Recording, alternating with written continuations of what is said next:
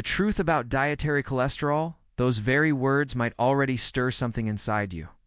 Maybe for years you've been told that cholesterol in your food is dangerous, that an egg yolk is practically a time bomb, and that butter or shrimp will clog your arteries like grease in a kitchen drain.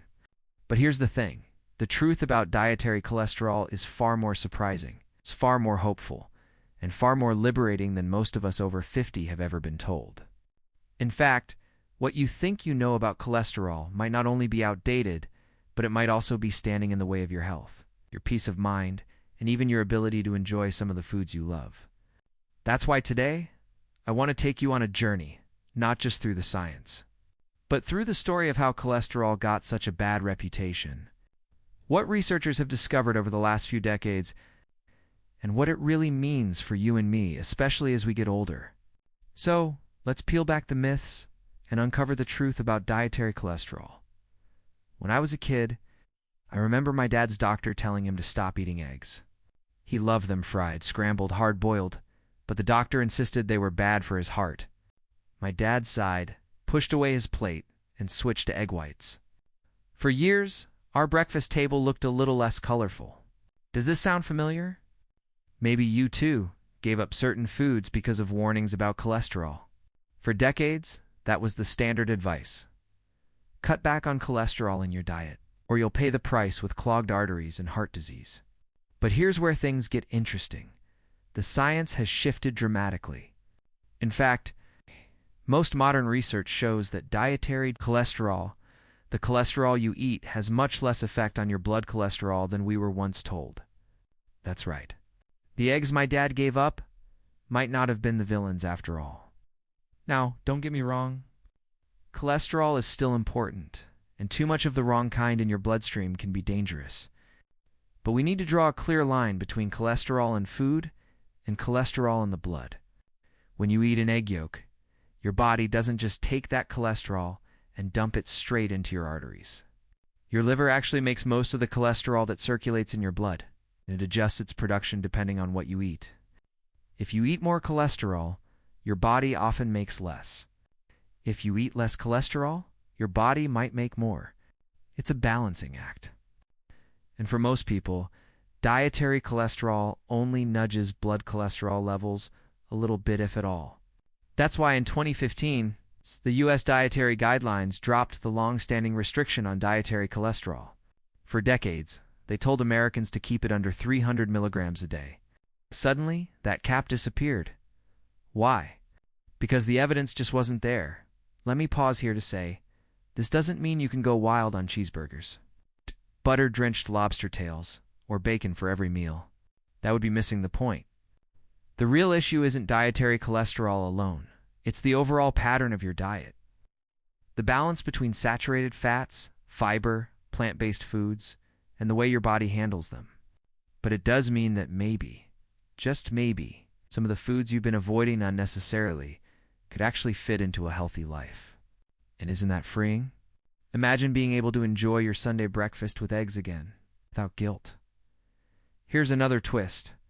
Cholesterol itself isn't evil. It's actually vital. Every cell in your body needs cholesterol. It's part of the membranes that keep cells strong and flexible. It helps your body make hormones like estrogen, testosterone, and cortisol. It's even needed for vitamin D production. Without cholesterol, you wouldn't survive. The real problem begins when cholesterol particles in your blood, especially LDL, the so-called bad cholesterol, become oxidized, inflamed, and build up in artery walls. That process, known as atherosclerosis, is influenced by many things: smoking, high blood pressure, excess sugar, inflammation, lack of exercise. Dietary cholesterol? It's a very small piece of the puzzle. I want to share a story that really opened my eyes. A close friend of mine, now in his 60s, used to fear eating seafood because of its cholesterol content. Shrimp, crab, and scallops were off his plate for years. Then, a new cardiologist told him, "Enjoy your shrimp. What you need to cut down is refined carbs, sugary drinks, and processed snacks. Those are doing far more harm." So he did. He brought back shrimp, cut back sodas, started walking daily. Within 6 months, his cholesterol profile improved, not because he avoided dietary cholesterol, but because he tackled the real culprits. His triglycerides went down, his HDL went up, and most importantly, he felt better. That's the truth about dietary cholesterol. It's often been a distraction from the bigger picture. Think about this. Populations that eat plenty of eggs and seafood, like the Japanese, often have lower rates of heart disease compared to Americans. They don't shy away from dietary cholesterol, but their overall diets are rich in vegetables, fish, and whole foods. The context matters. Your body isn't a calculator where you add up milligrams of cholesterol and spit out a heart attack risk score. It's a complex system that responds to lifestyle, stress, sleep, and yes, genetics. Some people, called hyperresponders, do absorb more cholesterol from food, and their LDL levels can rise more significantly. But even for them, the story isn't simple. Their LDL particles may be larger and less dangerous, and their HDL often rises too, balancing things out. So what does this mean for us? Especially those of us over 50. It means we need to stop living in fear of dietary cholesterol and instead focus on eating patterns that support longevity, energy, and joy. Eggs, shrimp, even a little butter, they don't need to be the enemy. But balance is everything. Pair your eggs with spinach, tomatoes, or whole grain toast. Enjoy shrimp in a stir-fry with broccoli and brown rice. Let cholesterol-rich foods be part of a colorful, fiber-rich, nutrient-dense diet. That's how you honor your health without living in constant restriction. And here's where. I want to encourage you, don't be afraid to question old rules. Nutrition science is evolving, and so should we. For years, low-fat everything was pushed as the gold standard. Remember those fat-free cookies that were loaded with sugar? People ate them thinking they were heart-healthy, and yet obesity and diabetes skyrocketed. Cutting cholesterol out of your diet without looking at sugar, refined carbs, and processed foods was like rearranging deck chairs on the Titanic. The real danger was coming from another direction. Now, I know some of you may still feel nervous. Maybe you've had heart issues, or your doctor has warned you about cholesterol. I'm not telling you to ignore medical advice. Always work with your healthcare team. But I am saying, don't oversimplify. Don't assume that the cholesterol in your breakfast is the same as the plaque in your arteries. They're not identical. Work with your doctor to look at your full lipid profile.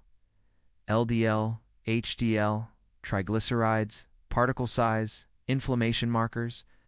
Those numbers tell a richer story than just how many eggs you had last week. And while we're on the subject of doctors, here's a tip. If yours still insists that you must avoid eggs entirely, ask them if they've read the latest guidelines. Ask them to look at recent meta-analyses and studies that show no strong link between dietary cholesterol and heart disease risk in the general population. Sometimes even healthcare providers hold on to old teachings because that's what they were trained with decades ago. But times change and knowledge grows. Be your own advocate. I want to take a moment and speak from the heart. For many of us over 50, food is more than nutrition, it's memory, family, culture. Maybe eggs remind you of your grandmother's kitchen, or a shrimp takes you back to summer barbecues. Life is too short to live in fear of every bite. Yes, be smart, be balanced, but also allow yourself to enjoy food as part of the richness of living. When you sit down at the table, don't see danger, see opportunity. An opportunity to nourish your body, to connect with loved ones, to savor. That's the bigger truth about dietary cholesterol. The story isn't about restriction, it's about perspective. And let me give you practical advice you can use today. If you want to keep your cholesterol in a healthy range, focus on these pillars. Eat plenty of fiber-rich foods like beans, oats, vegetables, and fruits. Choose healthy fats like olive oil, nuts, and fatty fish. Move your body daily, even with simple walks. Manage stress, because cortisol can raise cholesterol and inflammation. And get enough sleep, since poor sleep disrupts metabolism. Do these consistently. You'll likely see far greater improvements than by cutting out eggs. Here's another personal note. I used to avoid yolks and only eat egg whites. Then I learned that most of the nutrients vitamin B12, choline, selenium, lutein are in the yolk. When I brought them back into my diet, I noticed more energy, sharper memory, and frankly more joy at breakfast. That's not just science, that's lived experience.